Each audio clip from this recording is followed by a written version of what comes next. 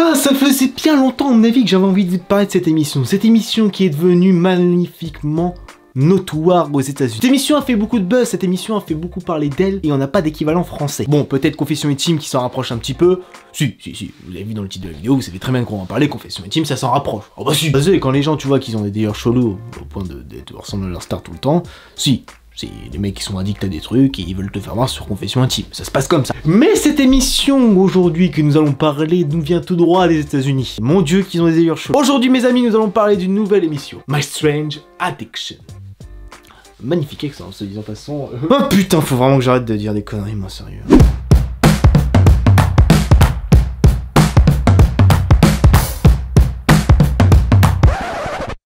Alors aujourd'hui j'ai décidé de pas vous analyser un épisode mais vraiment toute la franchise My Strange Addiction. Parce que My Strange Addiction, oui parce que depuis tout à l'heure j'ai dit My Strange, mais là je vais dire My Strange Addiction, c'est vraiment l'émission que je comprends pas. Non mais le délire juste pourquoi? En fait je vous explique le principe. Le principe de My Strange Addiction c'est mon étrange addiction. Et c'est à dire que les gens nous parlent de leur addiction, un peu bizarre, un peu qui sort de l'ordinaire, et un peu on se demande comment c'est possible que des choses comme ça arrivent. Oui, parce que je sais très bien qu'on a tous des petits délires un peu chelous dans notre vie, on a tous des petites manies, des petits trucs, rien qu'à nous. Mais je suis pas persuadé qu'on a envie de le partager au monde entier, hein. Moi je pense que non, on va arrêter les conneries, parce que je vous fais voir 2-3 exemples. It's the grittiness of it. A lot about 5 years ago. I'm addicted to drinking paint.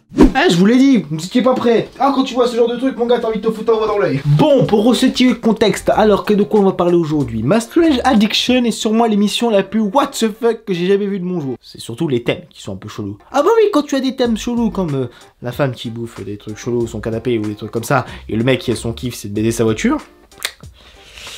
Alors on va commencer à se calmer 2 minutes, parce que là, ça part trop loin. On sait très bien qu'aux États-Unis vous avez le droit de faire beaucoup de choses, pas trop non plus.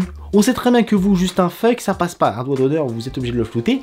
Alors pourquoi vous floutez pas ce genre de truc? Non, parce que moi j'ai regardé un épisode, je suis tombé sur un épisode de My Strange Addiction où c'était du poney play. Ah, j'ai regretté de regarder l'épisode. Ah bah je vous avais dit, hein, il y en a qui jouent aux cartes Yu-Gi-Oh, d'autres qui jouent aux cartes Pokémon, d'autres qui font d'autres trucs avec, voilà, qui jouent à d'autres trucs. Et il y en a, leur kiff c'est de jouer au poney. Jouer au médecin à l'infirmière, c'était pas si mal que ça au final. Non, parce que je veux bien comprendre, mais là, ça commence à partir littéralement en couille. On peut comprendre que, voilà, vous avez des délires bizarres. Non, on va arrêter les conneries, ça suffit. Non, mais parce qu'après, on a eu ça, on a commencé à avoir des trucs comme ça en France où on a carrément les gens qui commencent à dire, voilà, ma passion c'est Johnny Hallyday, ma passion c'est un tel, ma passion c'est la voiture. Ok, bon, ça va, on n'est pas rentré dans le trop glauque encore. Mais il y a certains, franchement, tu te poses des questions de savoir qu'est-ce qu'ils font sur ce genre d'émission. Pourquoi on est tellement intéressé par la vie secrète des gens? Et bah, moi, j'ai trouvé la solution. Je sais pourquoi on est tellement intrigué par pourquoi les gens ils font des trucs chelous. Parce que comme ça, on se dit, au final, ça va, je suis normal. Moi qui pensais que j'étais bizarre, que j'avais des délires bizarres, bah non, maintenant je vois qu'il y a des gens encore plus chelous. Oui, je te confirme que là c'est vraiment le cas extrême qu'on voit, parce que moi mon kiff c'est pas de bouffer du plâtre, hein, je te rassure. Non, parce que je me dis, les addictions commencent souvent quand tu es jeune. Ok, d'accord, moi j'ai rien de spécial, ok, donc ok, bon ça c'est bon pour moi, je me suis identifié comme non chelou, jusqu'à preuve du contraire, mais quand tu vois des mecs qui décident à bouffer du plâtre, à bouffer des canapés et à jouer au poney, désolé mais là moi je peux pas, je sature, je fais une saturation, et je me dis mais bordel de merde, comment c'est possible de faire des trucs comme ça? Bon, après l'émission a un petit peu évolué au travers du temps, on a eu des trucs un peu plus soft. Non, je déconne, c'était encore pire. Ah bah après ça a commencé à monter un level au-dessus, et là tu as vu les gens qui n'ont pas, qui mangeaient des trucs ou faisaient l'amour à des machines. Ah mais c'était devenu... J'ai pas compris. On va se poser 2 secondes et je vais poser une question existentielle. Je comprends bien qu'il y a des clans, des gens de ce genre de team qui aiment bien avoir les mêmes délires. Voilà, ok, ça vous regarde, vous pouvez faire votre délire, c'est votre problème. Mais le montrer à la télévision devant des millions et des millions de personnes, je sais pas qui est le but premier, mais hormis des gens qui vont se moquer, qui vont trouver ça dégueulasse et passer pour un taré dans son village ou dans sa ville, je vois pas quel est le but premier de cette émission. Je peux comprendre encore les gens qui ont des addictions comme ça, qui se disent putain je suis peut-être bizarre, qui vont chercher des trucs gens sur internet et qui vont se dire ah non je suis peut-être pas tout seul. Là il y a le domaine de l'anonymat où puis les gens ils se rendent compte, ils bouffent un poké de mousse ensemble ou ils s'enculent une voiture à 2, je sais pas, mais le faire voir à la télévision devant autant de personnes, les gens les prennent pour des tarés bordel de merde. Donc t'imagines la famille qui a dû se dire, les gens qui les connaissent dans la vraie vie mais qu'est-ce qu'ils en pensent, comment qu'est-ce qui leur arrive? Non, parce que maintenant ils disent putain maintenant mon frère, ma soeur, mon pote il est passé dans ces émissions de télé et maintenant Je fais quoi?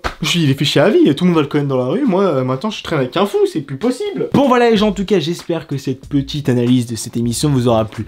Ma Stranger Addiction, qu'est-ce qu'on peut dire dessus? Le point positif c'est que ça montre en fait les côtés un peu sombres de l'humanité, ça montre à quel point on est tous différents et qu'on a tous des addictions un petit peu spéciales et qu'on a tous des petites particularités à nous. Mais ce que j'aime pas, c'est à tel point que c'est affiché devant les gens s'affichent à tel point qu'ils veulent montrer leur addiction, on dirait plus un truc de psy qu'une émission de divertissement.